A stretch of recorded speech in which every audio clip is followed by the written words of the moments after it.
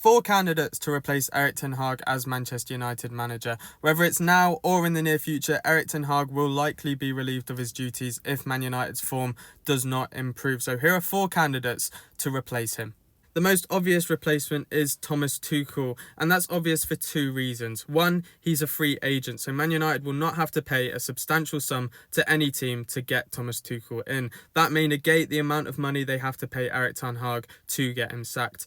The second reason is Thomas Tuchel's Premier League experience with Chelsea. Not only Premier League experience with Chelsea, but also Champions League experience with Chelsea, winning the Champions League with him. That is something that Man United want to do, let alone get in the top four. However, he was pretty underwhelming at Bayern. Their stranglehold on the Bundesliga left under his tenure, and he got under 2 points per game for them.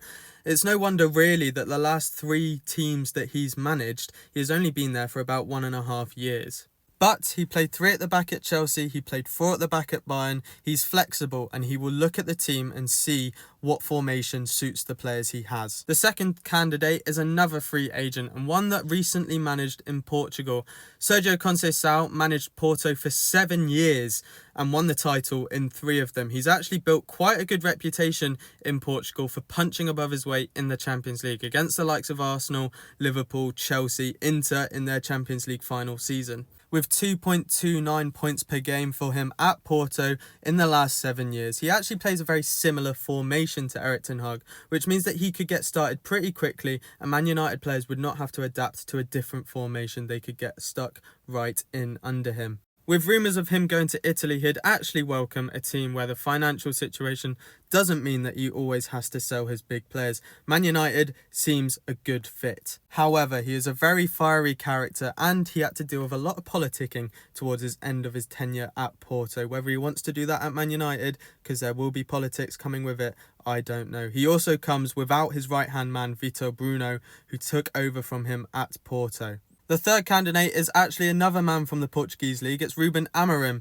Now, he's just come off the back of an amazing season with Sporting, winning the league by 18 points, and he's carried on that form into this season. 8 wins from 8 in the league and 2 games in the Champions League, 1 win, 1 draw. He's a young manager with a lot to prove, and with 2.26 points per game at Sporting, he started off very well in his career. He's actually overseen an era at Sporting with great recruitment, including Gyökeres, Hjulmand and Diamande. And another positive actually is he was interviewed by Liverpool before they went for Arne Slot, but he stood by his 3-4-3 tactic. So it wasn't because of his prowess, it was because of his formation and his culture at the club that Liverpool did not want to go for him. Man United might want to go for him because 3-4-3 might actually suit their players. They don't know. Maybe a tactical change is needed. And the fact that he sticks by it so much is he believes in it. However, in his tenure at Sporting, they have only played 1 knockout Champions League match. That was against Man City and they got thwacked 5-0.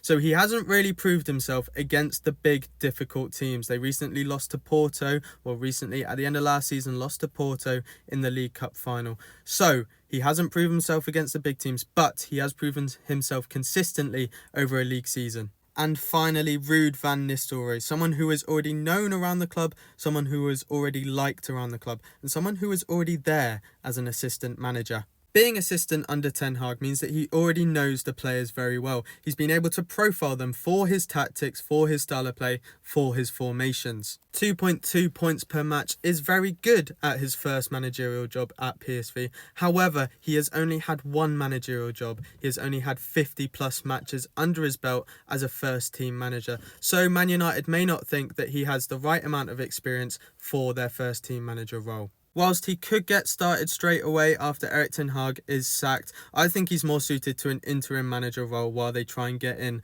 another candidate. However, if Man United's form was to pick up, if they were to start playing exceptionally well under him, then I think he could be considered permanently.